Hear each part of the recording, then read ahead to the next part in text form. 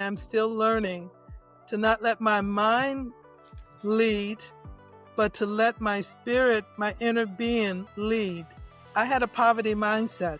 When you're raised in lack and you have not experienced the affluence or abundance, you have a poverty mindset. So I had to overcome that. And even if you're afraid, do it afraid. Because if you press through that fear, on the other side, courage will come. One of the things that I believe is that as we journey through here, we need to be authentic. Be you. You are an original. You are unique. You are special. You don't have to copy anyone else. You don't have to be anyone else. And when somebody criticizes you, take the criticism, consider the source, but also look at the fact that they don't know your makeup. You just heard a few powerful moments from my conversation with Armada Pinkins, someone who's broken barriers in the military, faced down stage 4 cancer, and now works as the entrepreneur's personal pastor. In this episode, we talk about the breakthroughs that happen when you heal what's on the inside and how intuition can change your business. This is Unfiltered Solopreneur. I'm Nikhil. Let's dive in.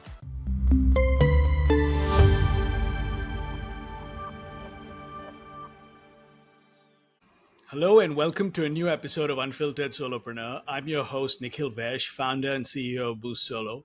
My next guest is a spiritual strategist, coach, and former Air Force trailblazer who survived stage 4 cancer and near-death experiences, now helping solopreneurs tap into divine wisdom and build from the inside out. Armada, welcome to the show. Thank you for having me, Nikhil. It's a pleasure to have you here. And let me start by saying thank you for your service.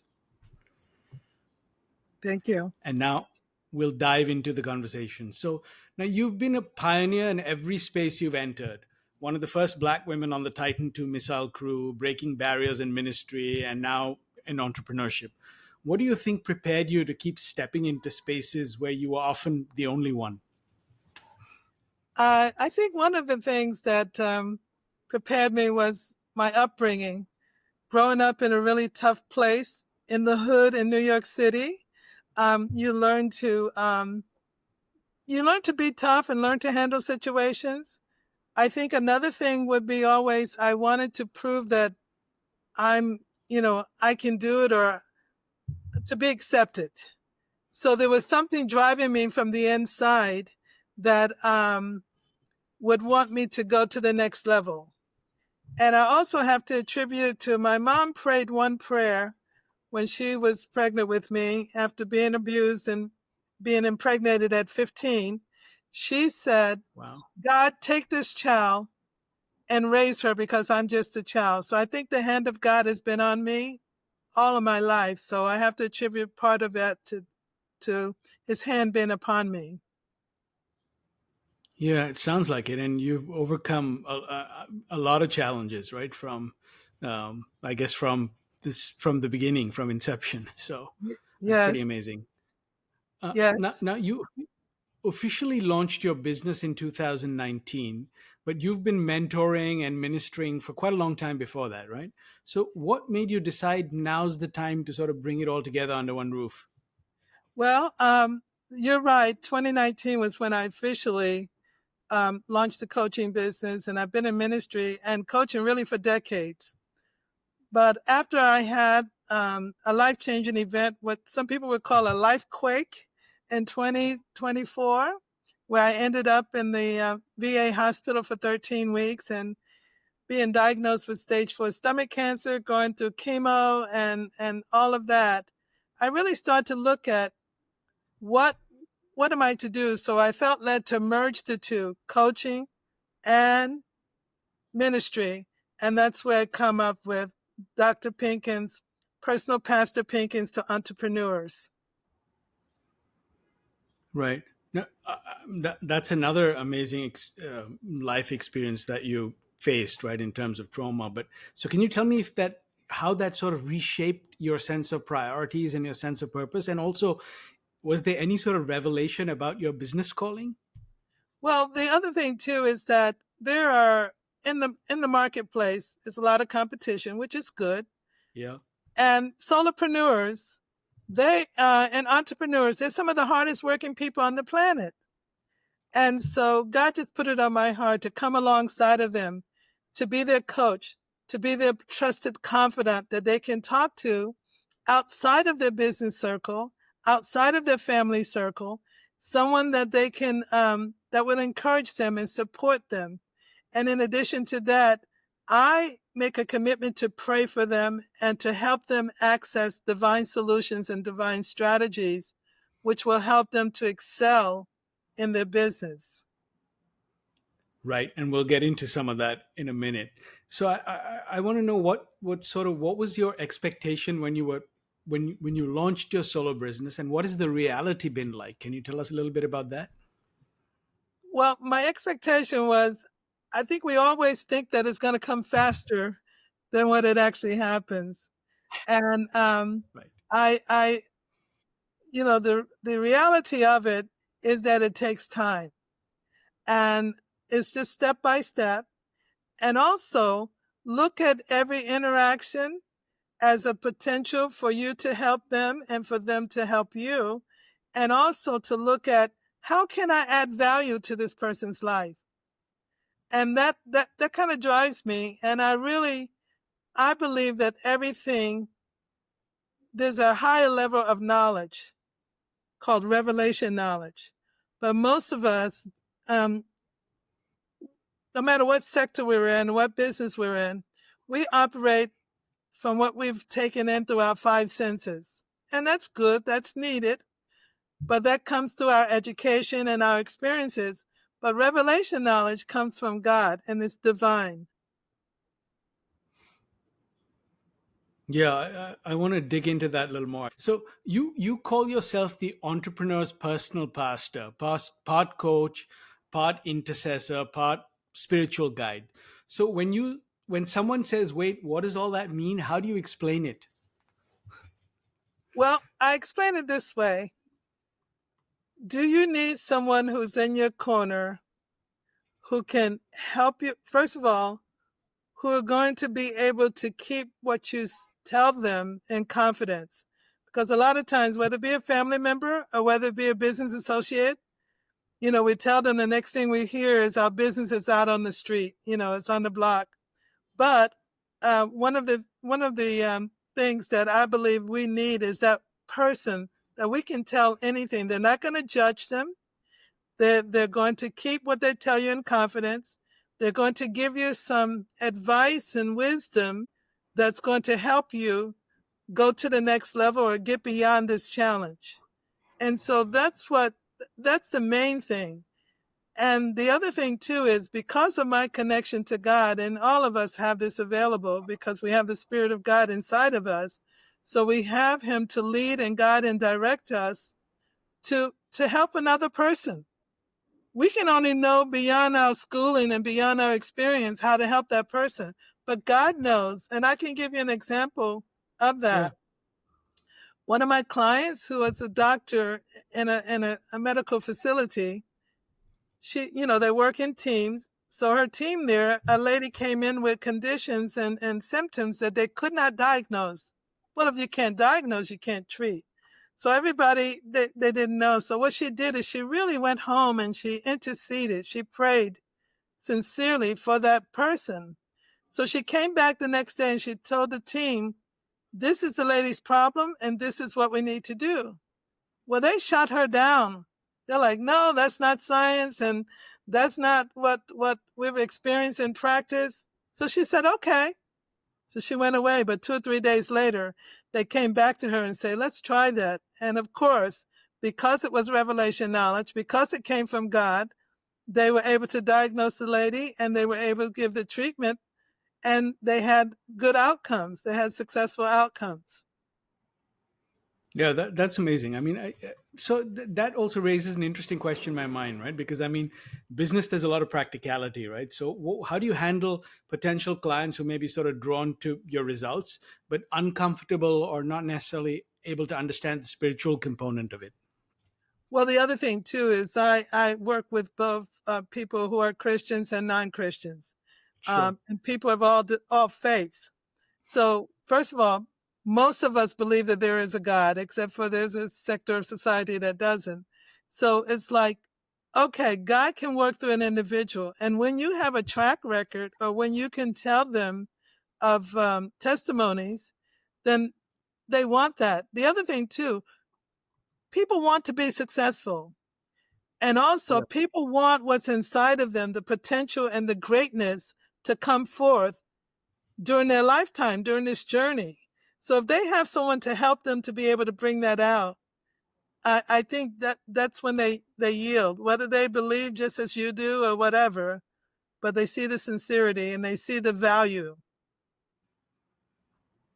Right. So, and I get it. Once you go through it, and I know there's some people who either believe or don't. But I guess I'm trying to figure out what's been the most challenging part of sort of translating the benefits that you provide into business language, say for a solopreneur, an entrepreneur.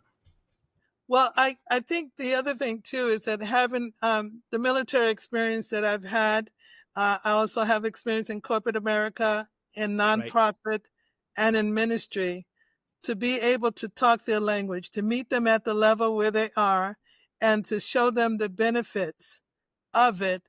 Most people want the benefits. Most people want better. They want to earn more. They want to elevate the business or elevate themselves in their lives.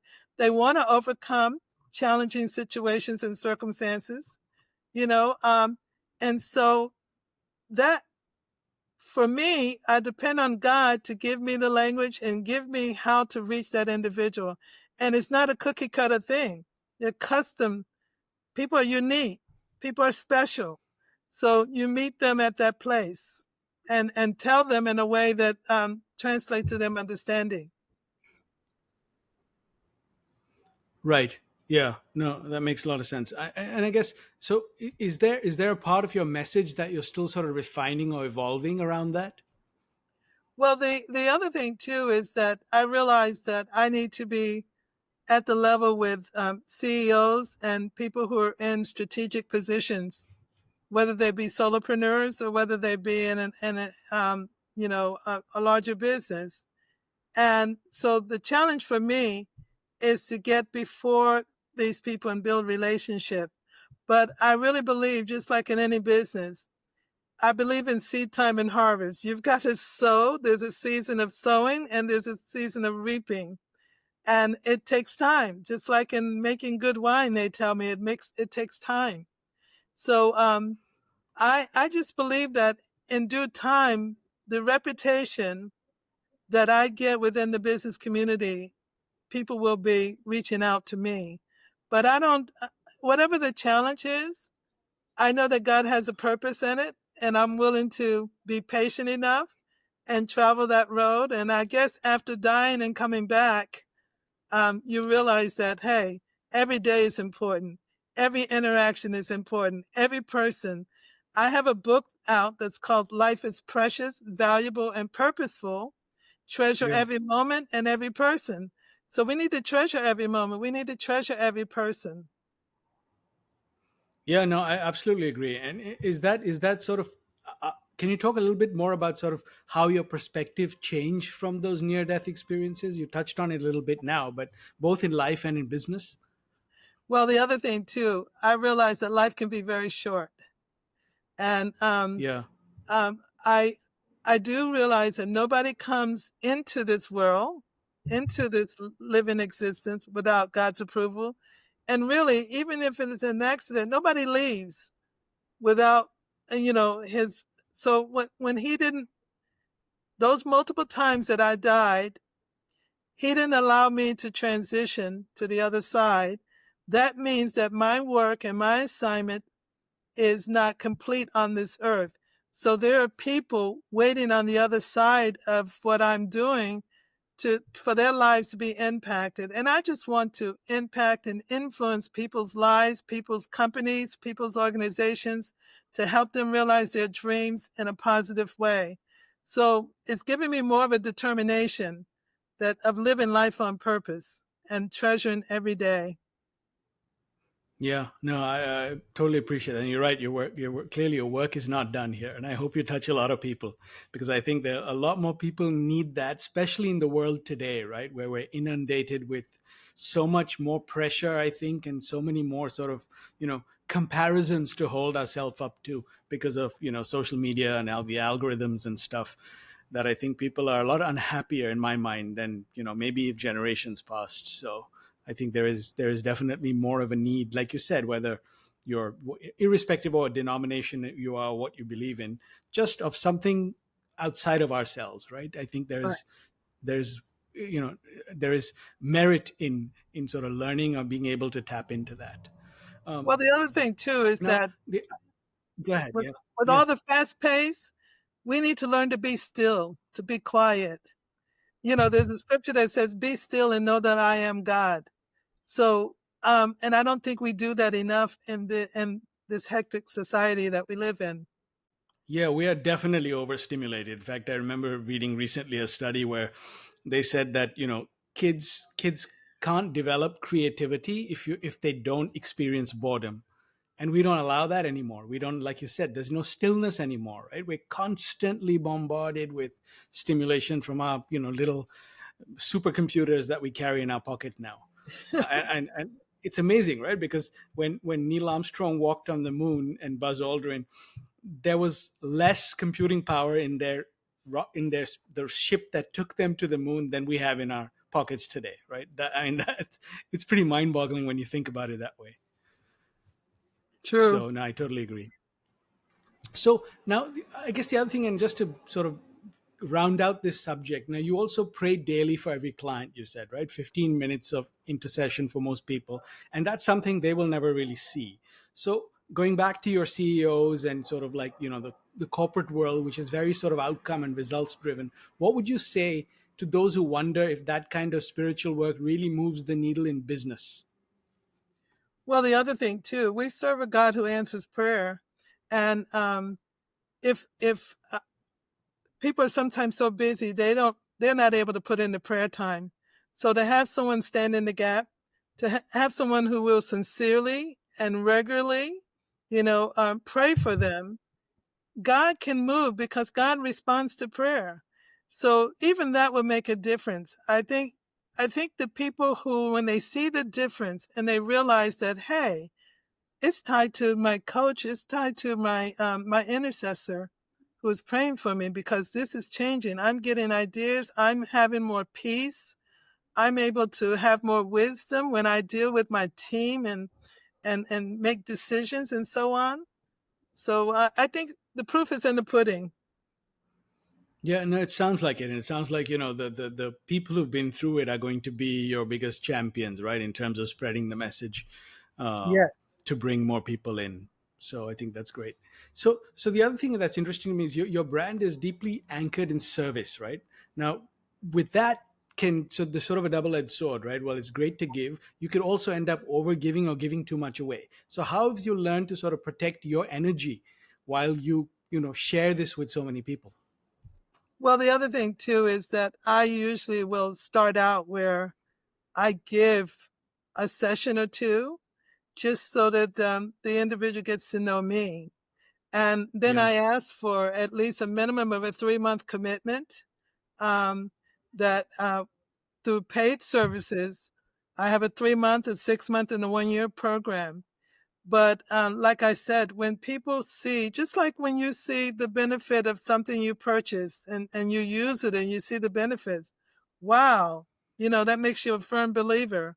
So I believe with seeing the benefits and also having that person, like I said, outside of your regular circles who you can go to and talk to, whether it be about your marriage, whether it be about your kids, whether it be about business decisions or fears or whatever, and someone who's going to help you.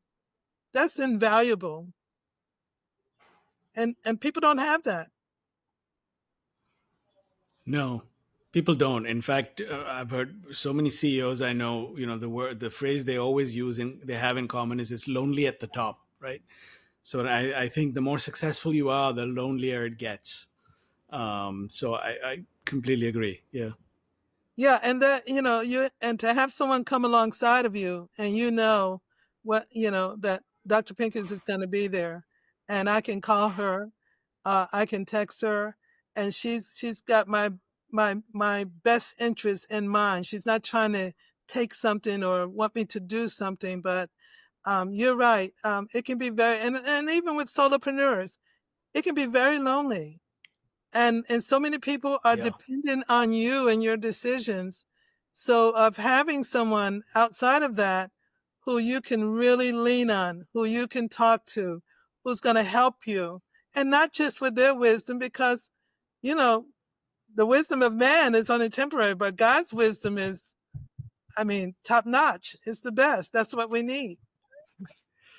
So you're a coach that comes with the spiritual hotline, right? Which I love. So Yes. Yeah. that's a And, differentiator. Yeah. since I came back to life, that's the added dimension too, that I was having it in my coaching, but I hadn't really focused, and God put it on my heart. Focus on the entrepreneurs. Focus on those who are at the top, because he knows their hearts and he knows what he wants to do through them. He's already given them a platform to be able to influence and have an impact on people. So why not be able to have that positive influence? Yeah, no, absolutely. And as I said, I think it's much needed. So I hope lots of people listen to this and reach out to you. So the other interesting thing to me is that you sort of built your brand around truth, right? Spiritual truth, not trends. But we live in a world where, people are we where at least in marketing, you reward flashiness over depth. So how do you sort of spread that message to people who are sort of enamored by the latest shiny object, if you like, and quick results? Well, the other Or thing too, what would you tell them? Yeah. I would tell them, we serve a God who doesn't change. And although fads change, styles change, different things come, advances come in this and that, there are certain basic principles in the way we treat people and the way we conduct business with integrity, with of being able to have wisdom to make good decisions, not just to be flippant or not just to go with this flow or go with it, not to be tossed here and tossed here, but to really have a focus. And that, um, hopefully, each person can find that in whatever faith or whatever. But the thing about it is that consistency, that's what's needed. Even if you try new things, and I think it's good to try new things and to be innovative, but there are certain standard principles that's consistent throughout the ages. Yeah, no, I love that you said that, because the other thing that reminds me of is, some people are always ask me, like, even in marketing and brand building, like, are you going to, jump on the latest bandwagon? I'm like, no, the fundamental thing that never changes is the underlying human nature, right?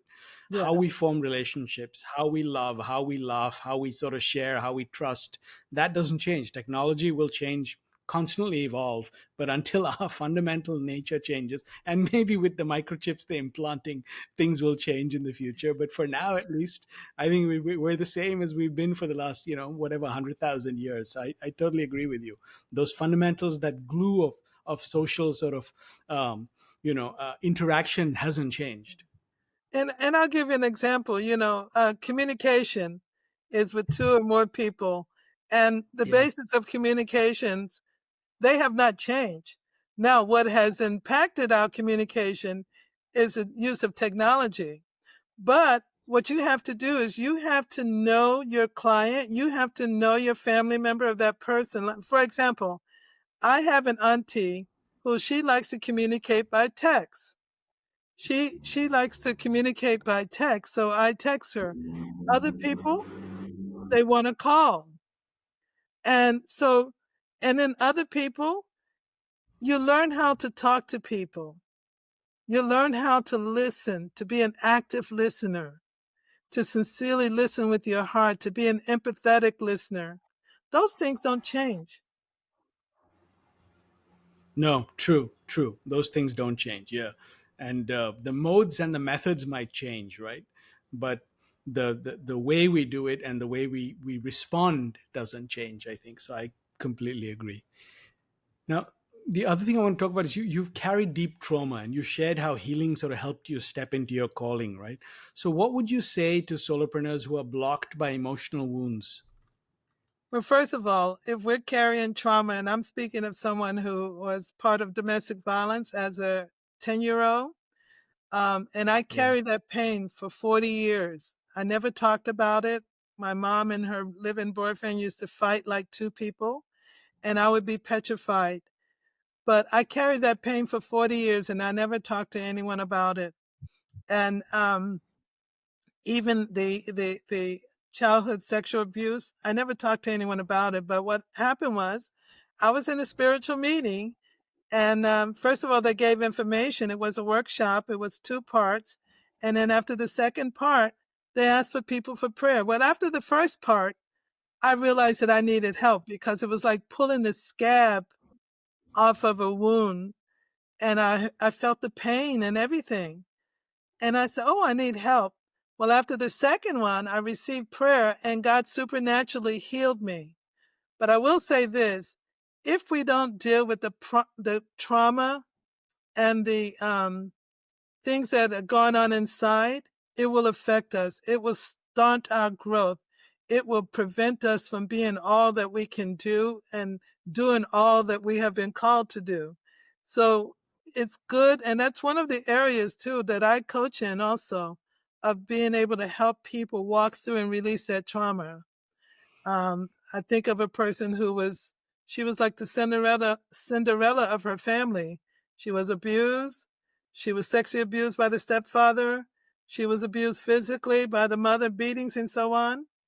But after being able to coach and talk through that, she has freedom. And today she's running a business, and she's able to be successful because she dealt with that trauma that she was carrying, that Yeah, pain. no, right. No, thank you for sharing that. And it is amazing how I think we all carry differing, varying degrees of trauma, right? And I think the societal sort of, the thing that we're taught is to sort of lock it away, to bottle it up and compartmentalize it, right?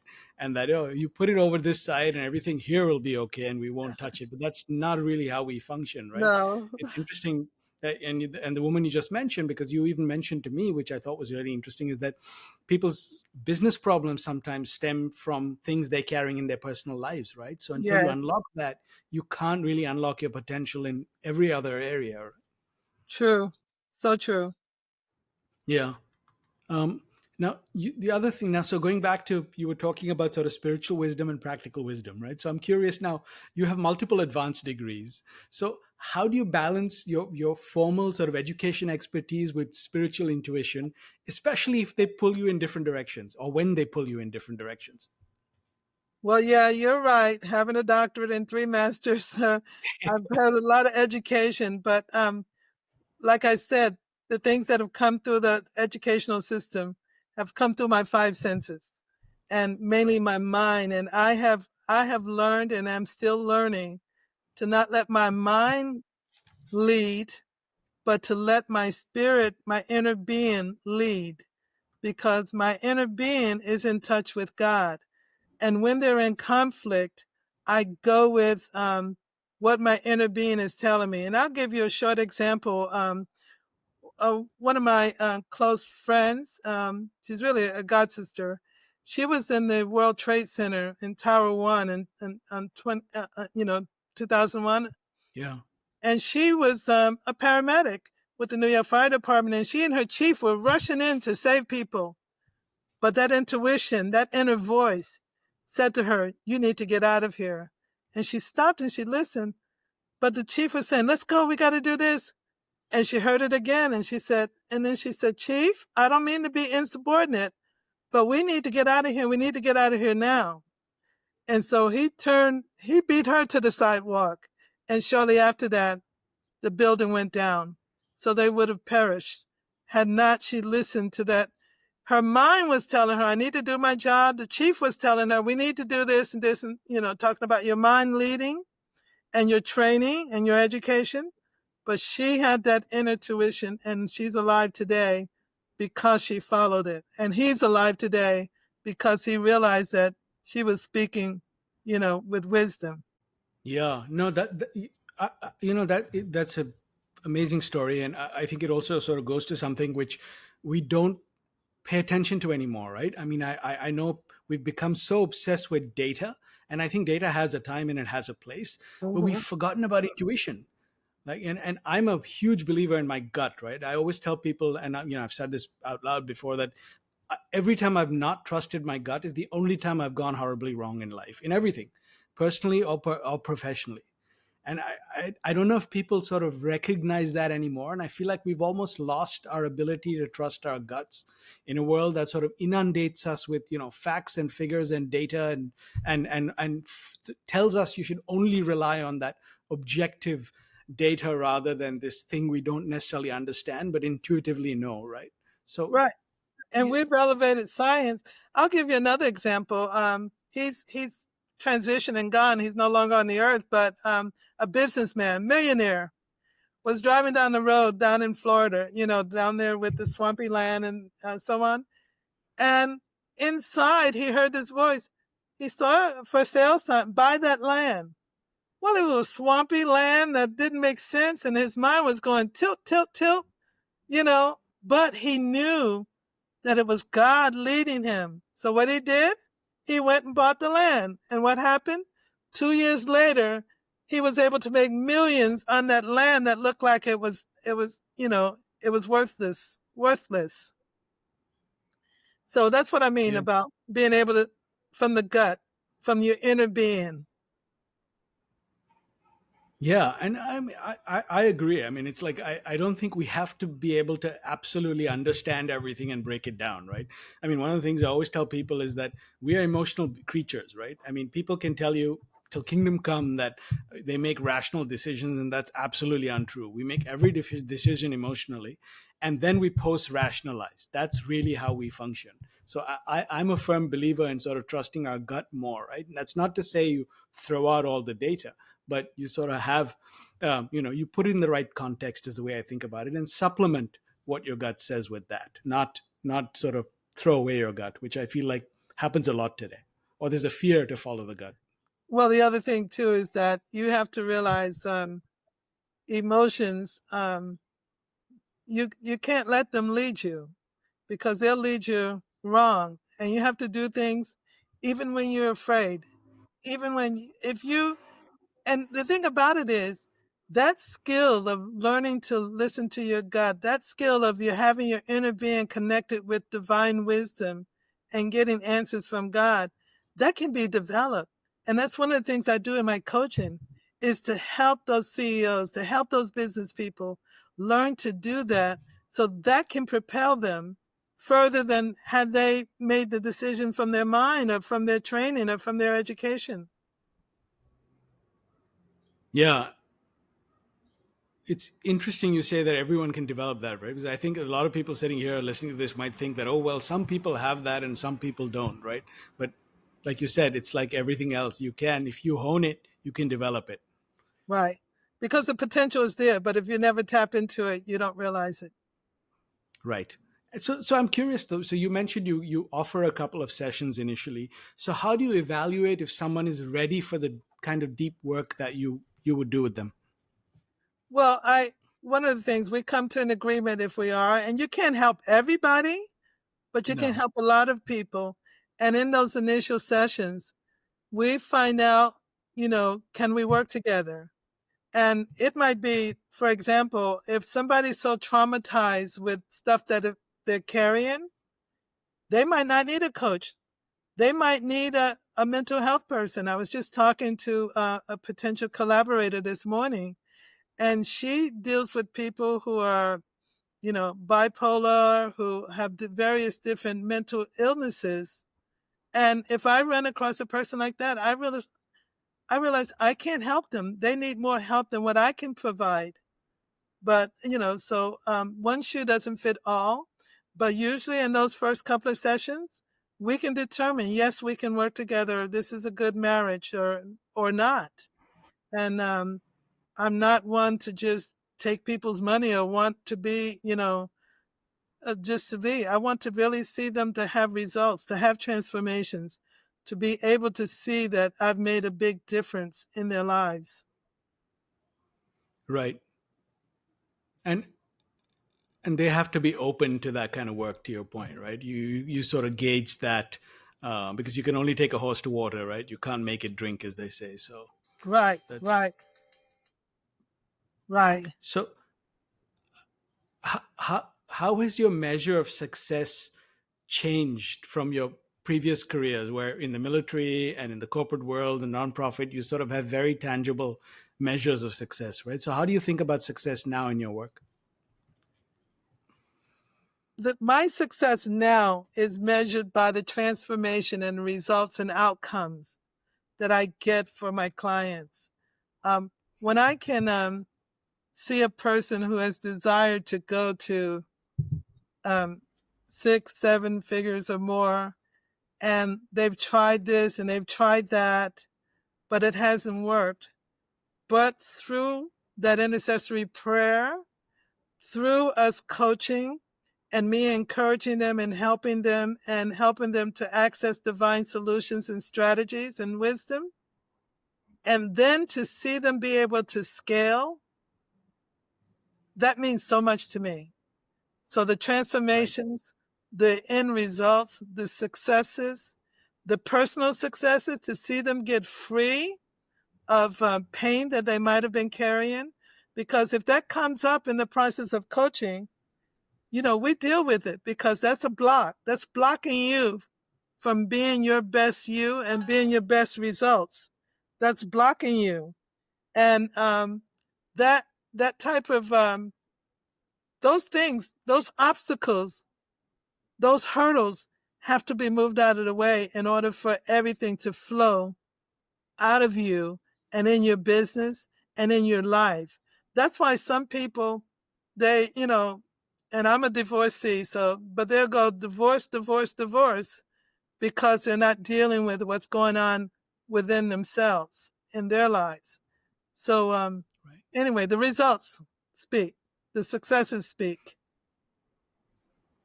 Yeah, I hear you, and I relate to that too. Because I mean, there's something I love working with individuals, right? Which is why this whole business of solopreneurs versus, and there's nothing wrong with working with companies and corporations.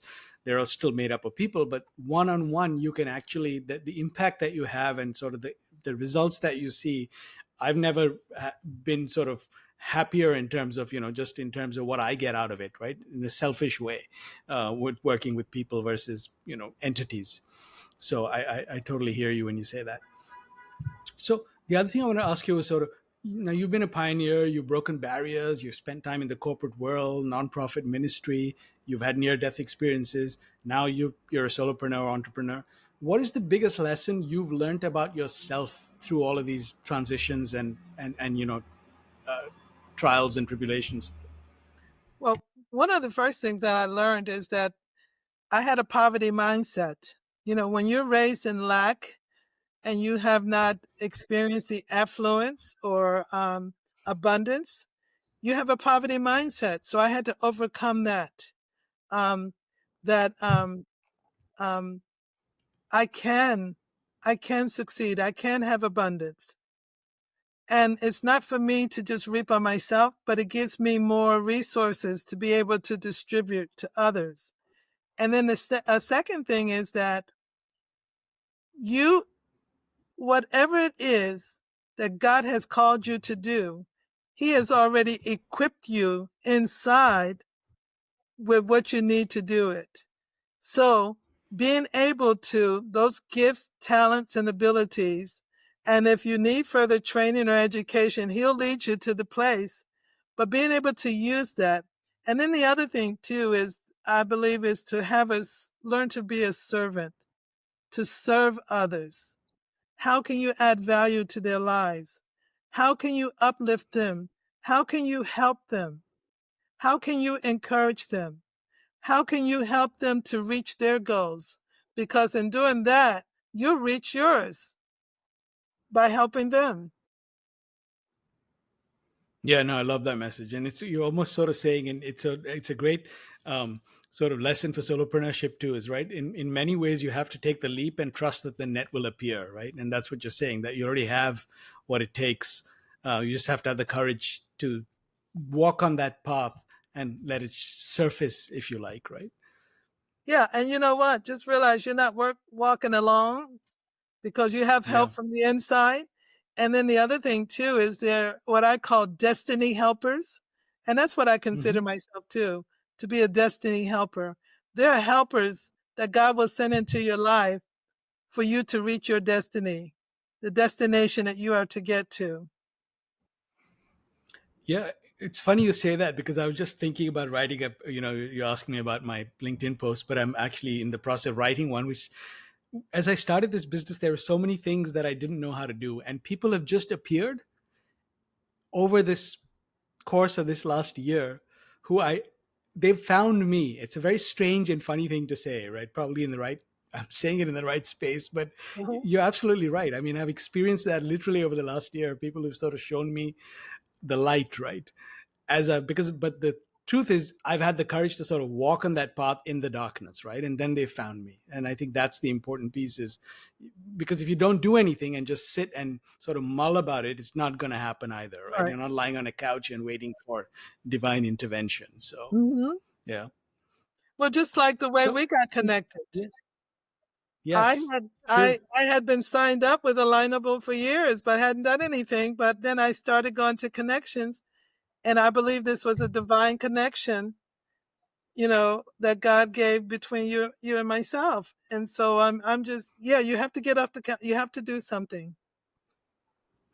True. And I'm very glad we met. So, and I appreciate you being on the show. So now, if we were to meet 5 years again, 5 years from now, Armida, what would you want to be? Where would you want to be? What would you want to have achieved? But first off, 5 years from now, I would want to have impacted some very key people in various industries, you know, on this earth. I will have wanted to save some marriages, save some companies, um, and my influence and impact on the lives that I am connected to.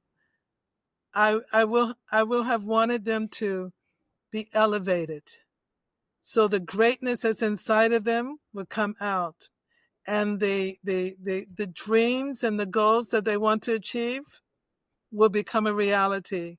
And in turn, I want to be blessed financially, socially, to have good relationships.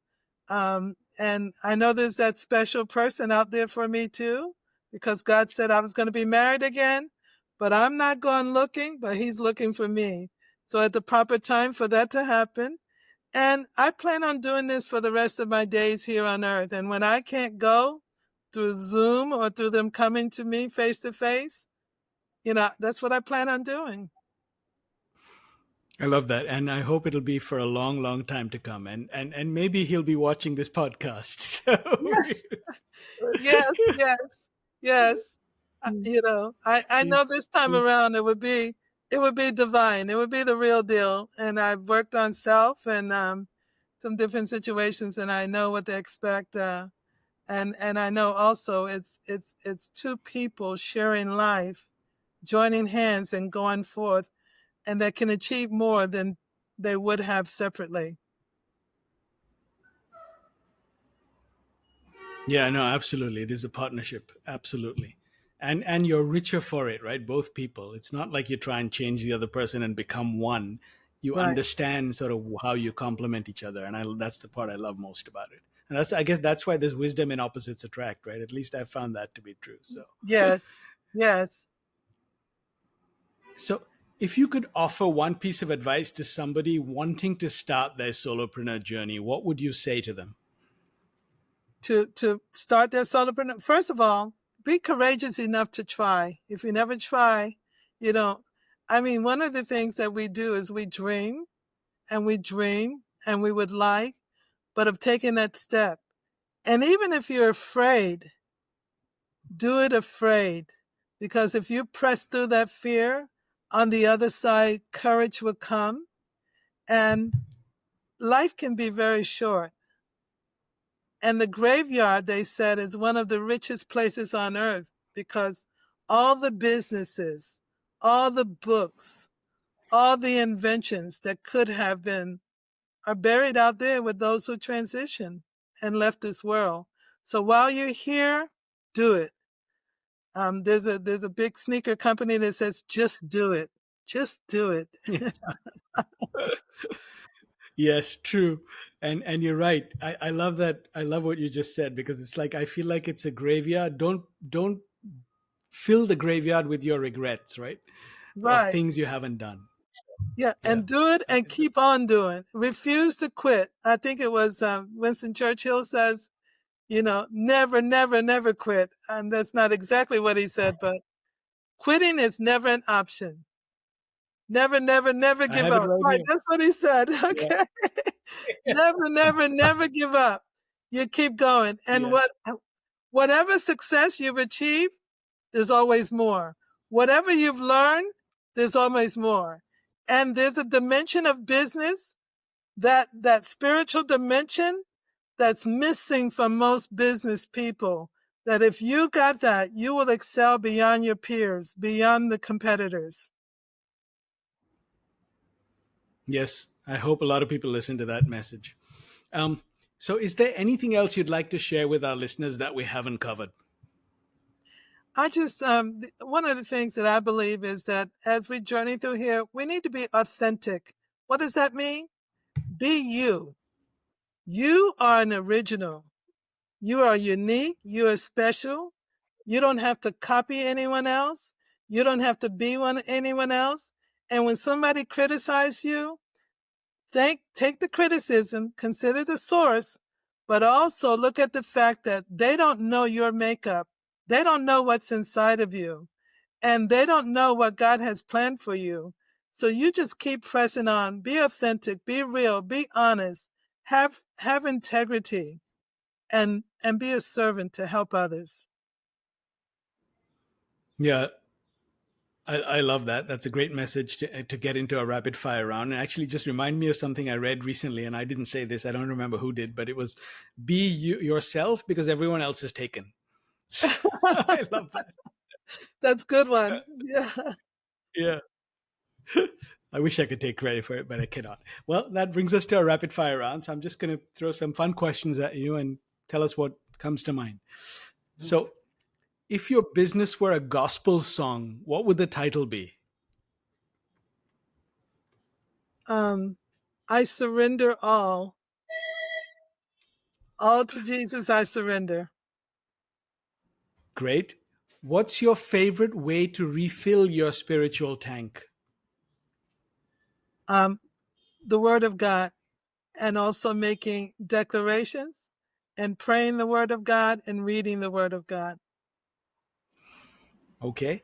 If you could give one prayer to every solopreneur, what would it ask for? I would ask for, like Solomon did, he asked for wisdom, that God would give you wisdom, wisdom in your business, wisdom in your personal life, wisdom that comes from heaven so that you make the right decisions.